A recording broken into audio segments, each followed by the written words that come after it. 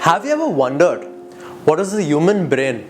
Jesus Christ from Christianity, Lord Ganesha from Indian mythology, Osiris from Egyptian mythology, and the Eye of Horus from Egyptian mythology again have in common?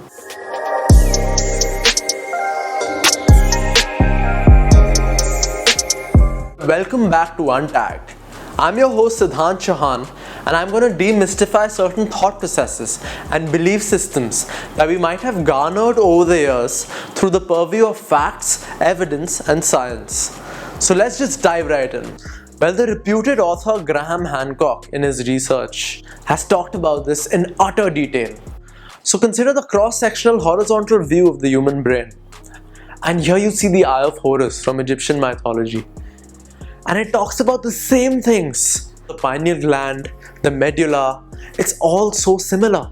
If that's not convincing enough, check out the underside view of the human brain and see its relationship to Lord Ganesha's face.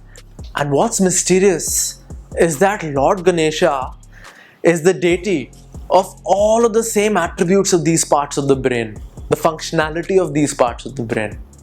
Or you consider the five-pointed star of this humanoid structure of Jesus nailed on the cross, and then you compare it to the same parts of the human brain.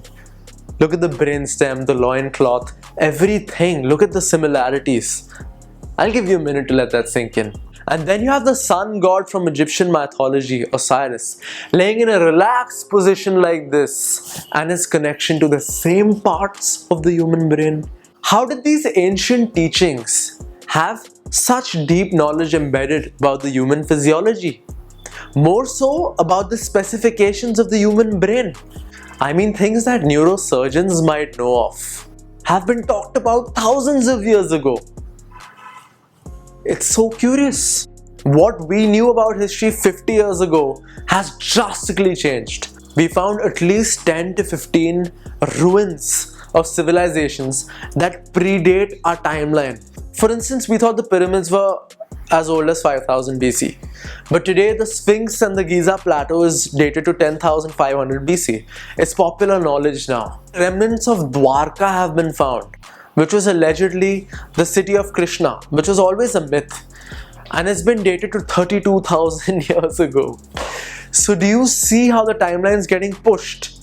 Mysteriously, we found lots of ruins like Göbekli Tepe from Turkey, or Puma Punku from the Americas, where we find places, but we don't find bodies. We realize that people have moved before knowing that a flood or an earthquake or a volcanic eruption is gonna happen. So having such insights, technological advancements about being able to predict certain events has been considered as a human attribute in countless civilizations across the world. Well, let's just hit the brakes, take a time out, back up a little, and consider what are they really talking about. These parts of the brain that are romanticized to be divine, let's have a scientific look at these. Well, scientifically, the pineal gland is responsible for secreting melatonin and serotonin, and even DMT, dimethyltryptamine, the spirit molecule, but we'll get back to that. Well, serotonin and melatonin governs our sleeping and waking cycles that aligns us to the circadian rhythm of the sun. But this is where things get crazy. Well, studies also say when we're in deep states of relaxation, when we're in deep states of sleep, DMT also gets secreted, which is the spirit molecule, which causes vivid hallucinations in dreams, which is also allegedly secreted when we have near-death experiences or we're at our deathbed. But I'm sure you've heard things like your whole life flashing in front of your eyes when you're about to die, or having seen deceased loved ones at the end of a tunnel. All of that is what DMT does. All of that is attributed to the near-death experience when people regain consciousness from a supposed death. That's a topic for a whole different video, so don't forget to check that out. But now that we've covered the scientific functionality of the hormonal secretions of the pineal gland, let's talk about sages, seers, mystics, prophets. They were always sought out for counsel by kings, by leaders, by visionaries, so that they get some direction about what to do.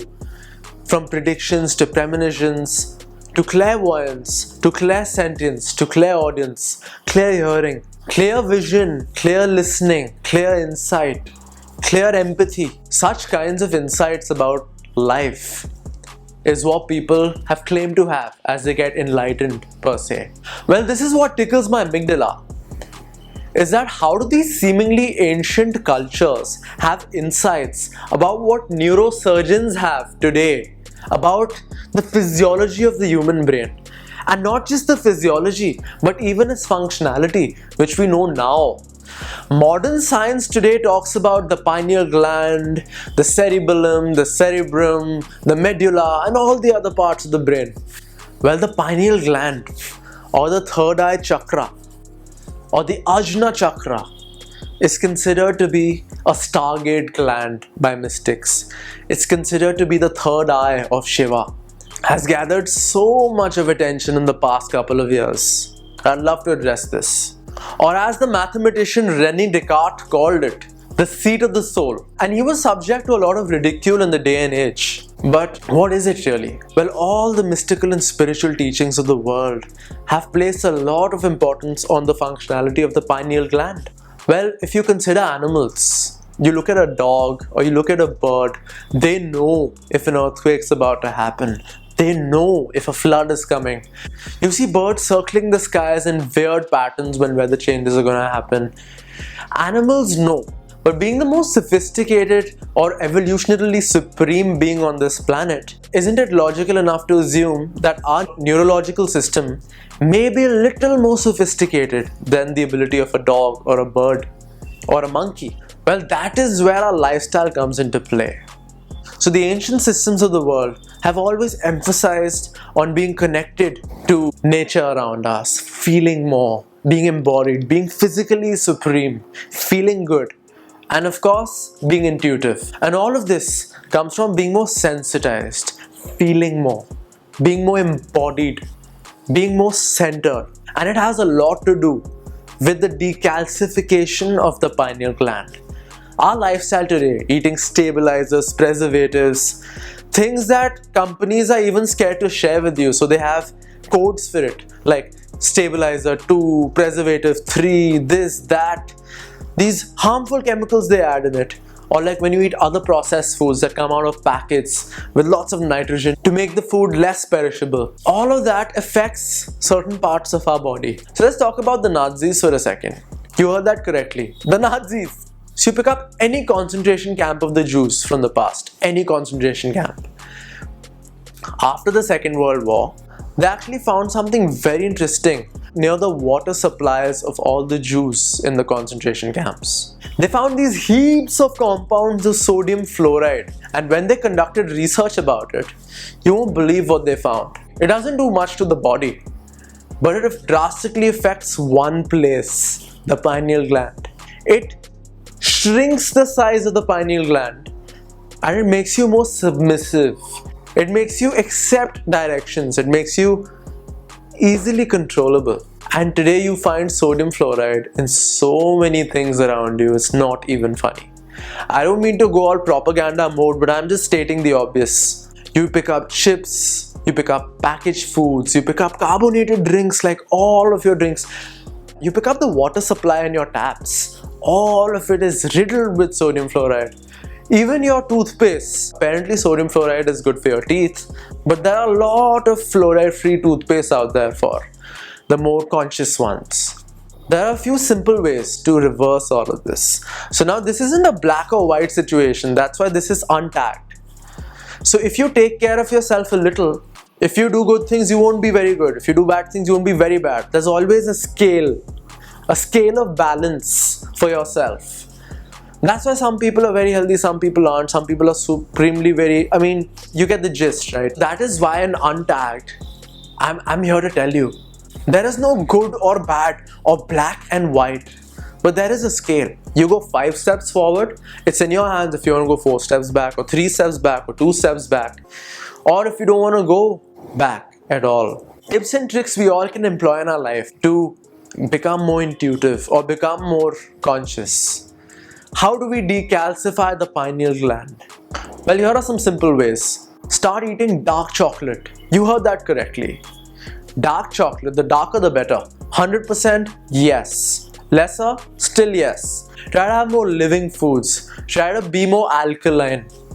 If you can somehow have pH 8, pH 9 water, or if you can have water from copper vessels, it energizes the water, it ionizes the water in certain ways, charges it up. So the idea is to have more phytoelectricity in the body, like we've talked about before. The more alkaline, the more conscious. It's as simple as that. The more electricity, the more conscious, and you need to ground the energy too, hence the correct physiology. So if you have the energy, now you have to be energy efficient, and energy efficiency comes from practice. Siddhi. Start meditating, basic meditating, nothing fancy. If you want to go all out, it's your wish. Because ideally, the more energy efficient the system, the better can it hold on to the energy. So you want to start practicing yoga. You want to start holding mudras, but try to learn it from someone who knows what he's doing and not just from anywhere else. Because if the physiology is in sync, can you hold on to that energy and expel it less? Otherwise, it's so overwhelming that you just tend to vomit it out. So you can't use it more creatively. That's up to everybody. How much you want to take in and how much you want to put out. You can create more than you consume. You can be nice to people around you, which of course is a very moral thing. But certain actions and activities seem to uplift us versus self-indulgence and limited egocentric decision making. So today I'm going to share with you a couple of ways to dramatically elevate your consciousness and shift your experience from a more crude and physical lifestyle to a more experiential and connected one. Stick around and I shall be sharing these tips and tricks with you shortly. So now we're going to go over a simple process to feel energized and better. Different cultures across the world believe as our bodies are more than 75% of water, the healing benefits of a bath rejuvenate the body and mind. We call it hydrotherapy.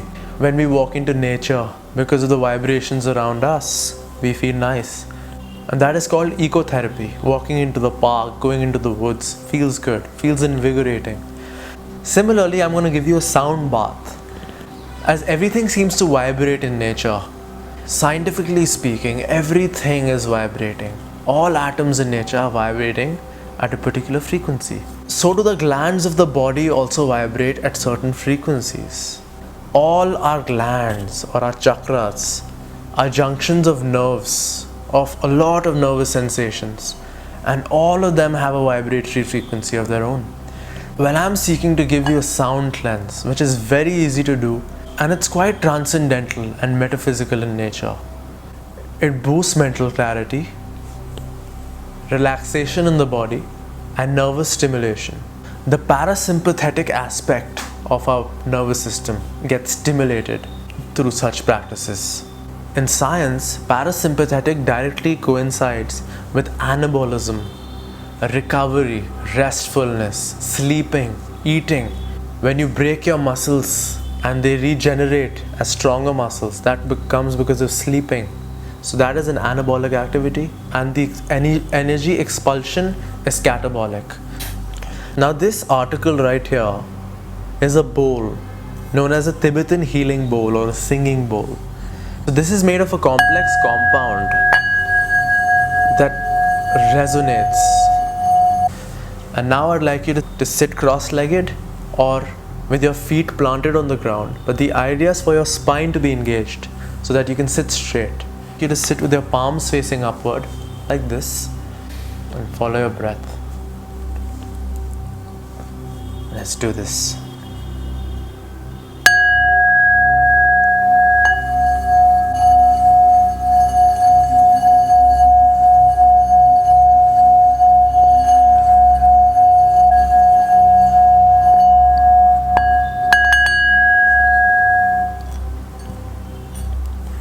So now, if you don't have this, I have a simple solution. Just get yourself a little bell, a mandir bell, and get rid of the inside.